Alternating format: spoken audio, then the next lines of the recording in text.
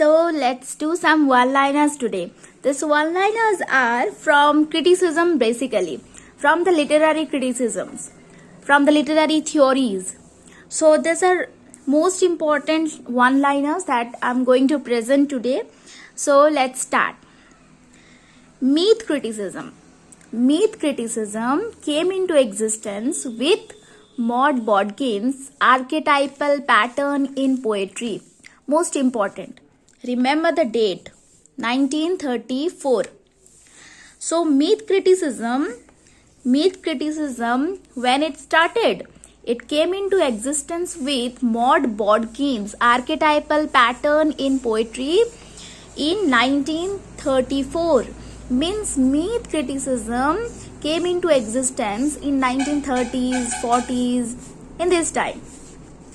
So this chronological sequence, these are the most important aspect because these days they are asking these questions. After that, collective unconsciousness is a concept given by Carl Jung. Carl Jung, prominent member of myth criticism.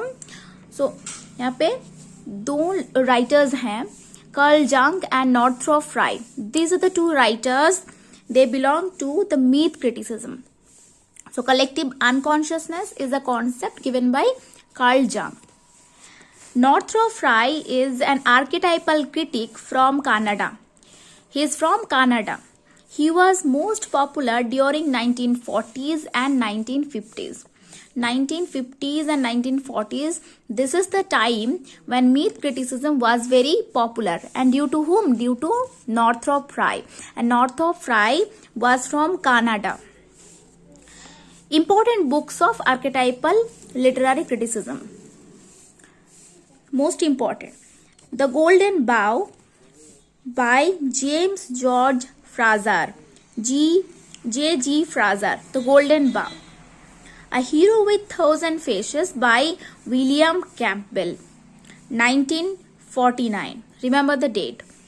A Hero with Thousand Faces. The Mythology of Folktale by Vladimir Prop. Vladimir Prop is a prominent member of Russian formalism.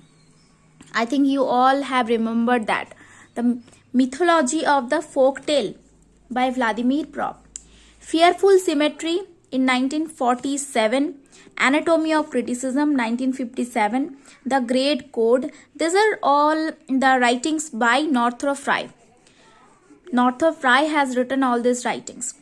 Fearful Symmetry 1947. So with the title we can guess the name or guess the source. Fearful Symmetry. Remember William Blake. He has written what he has written. The Songs of Experience and Songs of Innocence. Songs of Experience. In Songs of Experience we had a poem named The Tiger. And actually here Northrop Frye is working with the images used by William Blake. In 1947 he published that. Fearful Symmetry. Anatomy of Criticism 1957. The Great Code. Here he is working on the Bible. He is actually interpreting Bible in a very modern way. The Great Code. The Bush Garden. The Essays on Canadian. The Essays on Canadian Imagination. The Essays on Canadian Imagination. The Bush Garden. The Bush Garden is Northrop Frye was from Canada. So he contributed so much in the field of Canadian literature. So this is most important. The Bush Garden Essays on the Canadian Imagination. I don't have a very good technology here. I don't have a board or computer or laptop something. So I am presenting my material like this. If it is helpful, then please subscribe and like my video. Okay, coming to the next point. Northrop Frye in his Anatomy of Criticism talks about four mythoi. Northrop Frye has given the concept of four mythoi.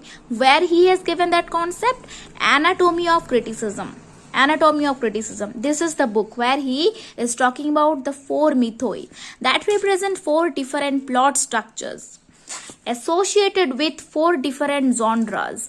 associated with 4 different genres. So what are those genres?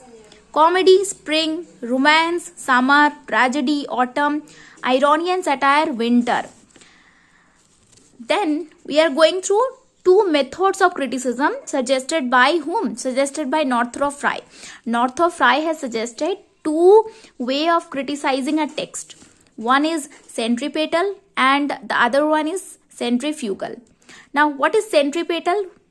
Centripetal means criticizing the text based on the textual structures. Criticism moved towards inward. So when we focus on the structures, the images or structures, forms, like in the critical methodologies provided by the Russian criticism, new criticism, they basically focus on the text itself. So they basically move towards inward, or they basically move towards the inside of the text. So that is called centripetal. Now centrifugal would be the different one, the opposite one. Criticism based on the contextual aspect of the text. Contextual aspect of the text, where we are looking towards the outside of the text. Criticism moved towards outward. Centripetal was inward and centrifugal was outward. These are the 2 methods of criticizing a text. Centripetal and centrifugal. These are the 2 methods of criticizing a text. In centripetal we are focusing on the structures, the forms. We are focusing inside the text. We are moving towards inward.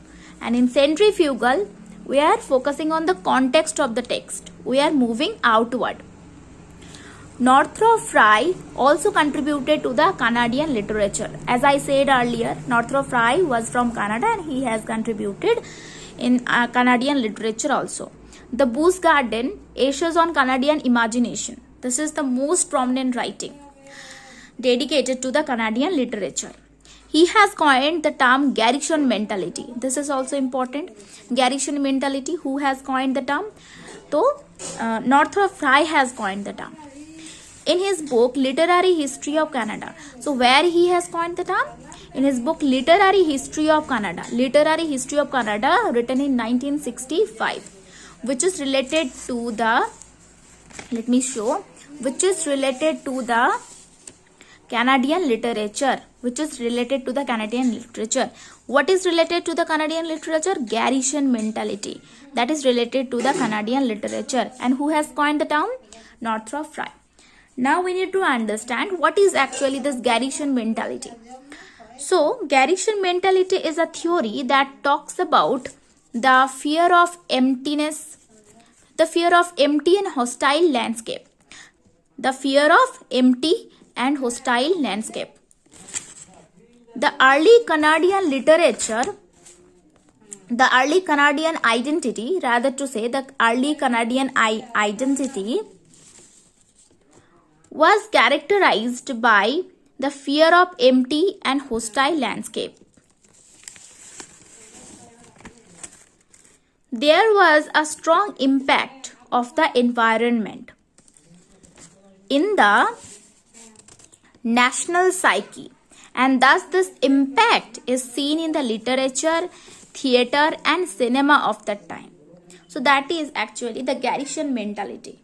There was a fear of empty and hostile landscape, and actually here the environment is playing with the psyche of the people of that time, and this impact of the nature or impact of the environment is seen throughout the literature, theatre, cinema of that time.